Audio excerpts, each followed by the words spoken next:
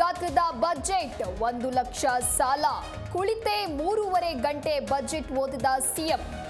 Guarantee ಯೋಜನೆಗಳಿಗೆ CM ಭರ್ಜರಿ ಅನುದಾನ.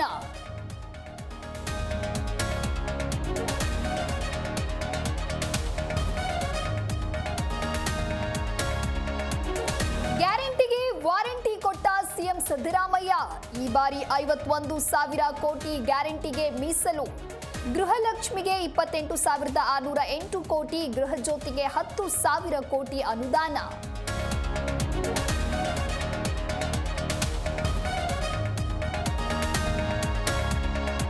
ಕಳೆದ ಬಾರಿಗಿಂತ ಬಜೆಟ್ ಗಾತ್ರ ಹೆಚ್ಚಳ.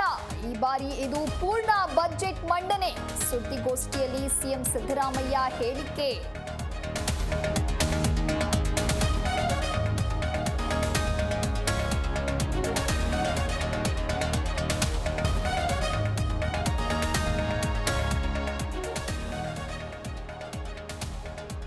ಸಿದ್ದರಾಮಯ್ಯ ಆಯವ್ಯಯಕ್ಕೆ ಕೇಸರಿ ಪಡೆ ಆಕ್ರೋಶ.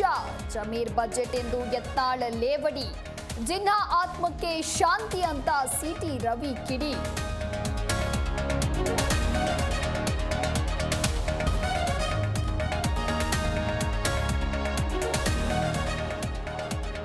ಲೋಕಸಭಾ ಕ್ಷೇತ್ರ ಪುನರ್ ವಿಂಗಡಣೆ ವಿಚಾರ. ಕರ್ನಾಟಕ ಸೇರಿದಂತೆ 6 ಸಿಎಂಗಳಿಗೆ ಸ್ಟಾಲಿನ್ ಪತ್ರ. ರಾಜಿಯಾಗದ ಹೋರಾಟಕ್ಕೆ ತಮಿಳುನಾಡು ಕರೆ.